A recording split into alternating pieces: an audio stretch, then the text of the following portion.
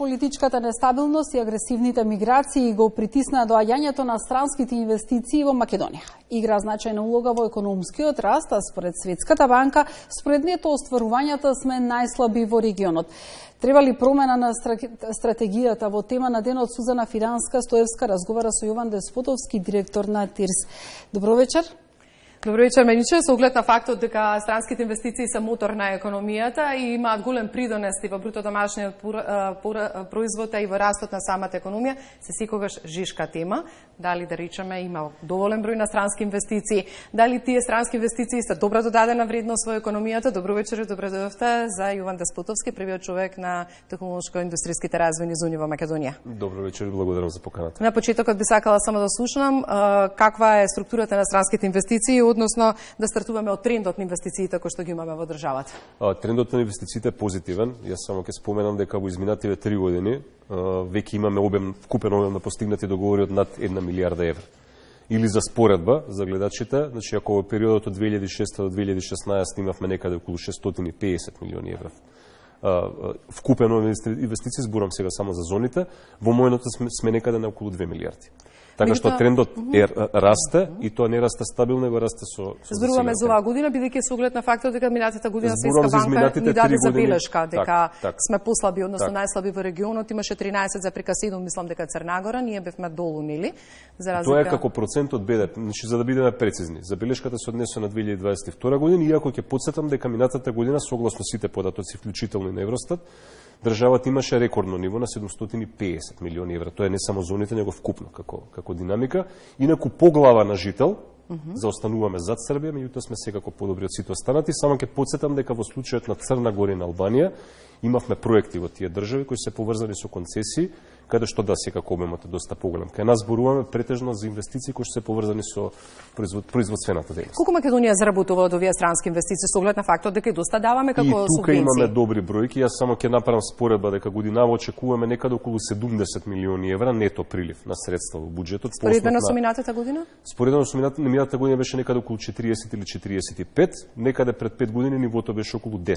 Тоа значи дека секоја година постепено, односно значително го зголемуваме обемот на приходи во буџетот, бидејќи тоа е еден од ефектите за нашите граѓани.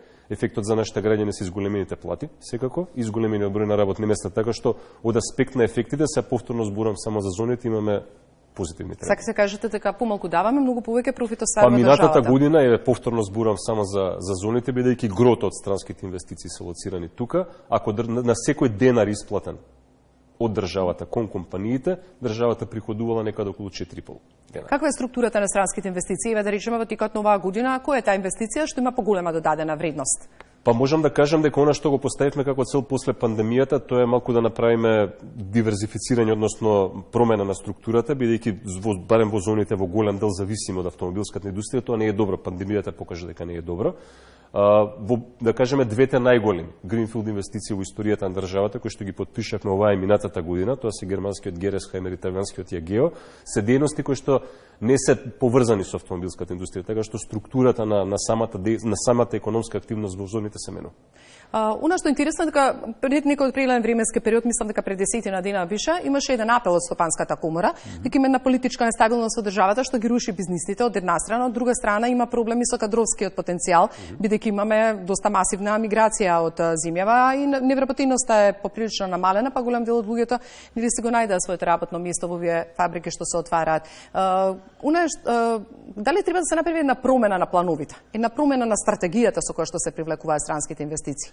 Ние повеќе не комуницираме дека Македонија е земја на ефтина работна сила. Тоа го избришавме од сите каталози, од сите кампањи, од се. Значи Македонија повеќе не е држава на ефтина работна сила. Нашата порака кон сите инвеститори и кон постојните, меѓутоа кон новите е јасна. Тоа е дека мора да се плати за трудот на луѓето и оттаму и растот на платите.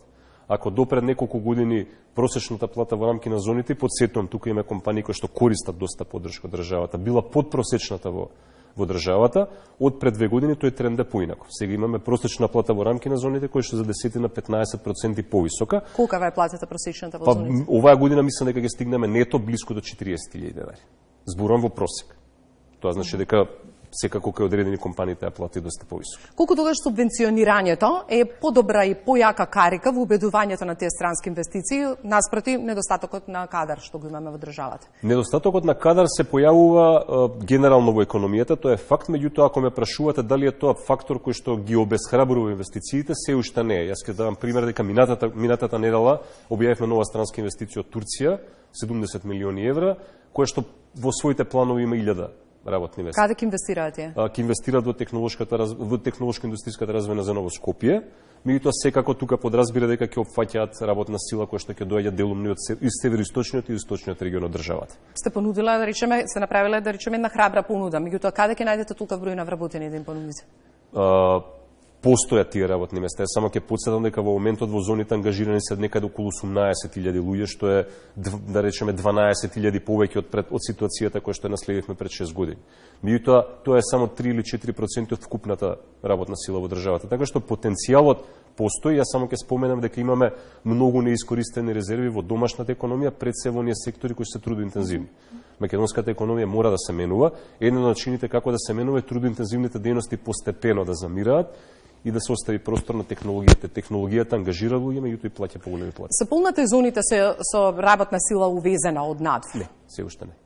Се уште не. Докаде сме со солидарниот данок и со ставовите на бизнисмените од зоните кога станува, да речеме, збор? Значи, во фазата кога се најави солидарниот данок пред некаде една година, ако не се лажем, имавме реакции само 2 компании, повеќе од 30 наши клиенти, така што во моментот немаме, повторно кажам, никаков ризик дека солидарниот данок може да забави или да откаже некој од инвестицијските планови. Колку пари на годишно ниво се одлеваат од профитот што го стваруваат компаниите во зоните надвор? Тоа е податок кој што веројатно подобро знае Народната банка, меѓутоа она што мене ми е важно и приоритетот, тоа е пред да се одлеат тие средства, нормално данокот да се плати тука и како што ги споменав и податоците. Ако минатата година сме имале некаде прилив по основ на придонеси и данок на добивка од 45 милиони евра, оваа година тој износи 70. Тоа значи дека секоја следна година приливите во буџетот се поголеми. Во момент кога компаниите ќе си го платат данокот на добивка, понатаму како и сите други домашни компании може слободно да располагаат. Зошто се уште владеат оние политики дека треба кога доаѓаат странски инвеститори да се субвенционираат? Зошто домашните компании ако влезат во зоните? Домашните компании еднакво се субвенционираат веќе од 2018 година. Оваа влада, оваа политичка гарнитура го донесе закон за финансиска поддршка на инвестиции. И јас ќе кажам податок дека минатата година од буџетот 55% од вкупниот обем на субвенции према економијата отидоа према домашните субјекти, 45% отидоа према странските. Така да имаме прв пат ситуација во која што домашните компании земале поголем дел од колачот од буџетот отколку странските. Сакате да кажете дека во зоните имаат подеднакви бенефиции странските и домашните компании? Зборам за генерално на не ми интересира да речеме македонските. Во рамки на самите зони, да, ние веќе најавивме дека сакаме да направиме пробив, меѓутоа се уште за жал работиме со дел од институциите кои што не го делат нашиот ентузијазам вака политички коректно. Се повторно ми одговорите на прашањето. Дали и подеднакво имаат законски подеднакво да и согласно зашто тогаш не има голем интерес од страна на домашните компании да влезат во зоните? Работиме на 2 проекти, како што кажав, меѓутоа бидејќи имаме институции кои што се уште практикуваат политики од пред 15 или 20 години, работиме да го надминеме тоа. Никако по навика ни стана во секој интервју да ве прашуваме за фабриката за електрични автомобили во Тетово, се уште ливада, се уште нема остварување. Се уште и јас како што кажам, значи се уште државата нема исплатено, да бидеме јасни и чисти, значи се уште нема исплатено никакви средства по однос на тој проект. Дадовме шанса, даваме шанса. Очекуваме во моментот кога ќе се започне со реализација на проектот, тогаш да почнат да течат и нашите обврски, меѓутоа до тогаш. Сакате да кажете дека тој е упорно со страна на инвеститорот да остане на целата стратегија? И упорно со страна на инвеститорот и наша желба да имаме шанса, при тоа повторно кажам со целосно внимание кон средствата кои што ни се дадени на располагање. Така што јас повторно ќе кажам и тука дека од наша страна средства нема дадено се уште. Кога открија дел од контурите на платформата со која што ќе настапат во изборната трка, од ВМРО ДПМНЕ рекоа дека ако формираат влада, размислуваат секоја компанија што ќе дојде во Европа и по светот, својот профитен центар и седиште ако го лоцира овде во земјава, да има со текот на времето по основ на остварената добивка бенефиција намалена стапка на платен данок. Па мене навистина ме чуди како може од сериозна политичка партија да немаат познавање на обврска која што државата презела пред 2 години кон ОЕЦД. А тоа е да се приклучиме кон групата на земји современи.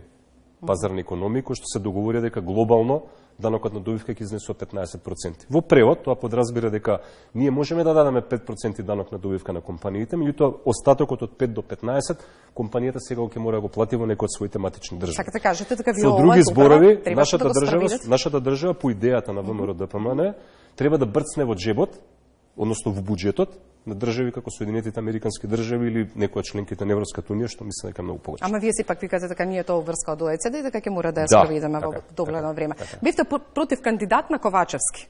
Се спремате за политичка функција поголема со текот на време или после изборите или пред изборите? Па јас бев подготвен тогаш, така што сега го сум подготвен и сега. Не ни откривате деците. Ми благодариме што бевте гостин на Дневникот. Рина, благодарам многу.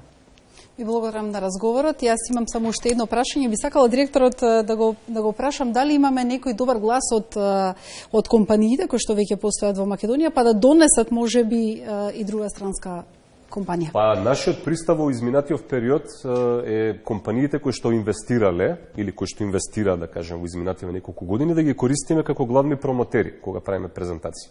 Че неодамна на презентацијата која што имавме пред група на компании, поголема група на компании во Франкфурт, главен презентер, промотер на Македонија беше компанијата БМЗ со која што ден претходно подпишавме договор.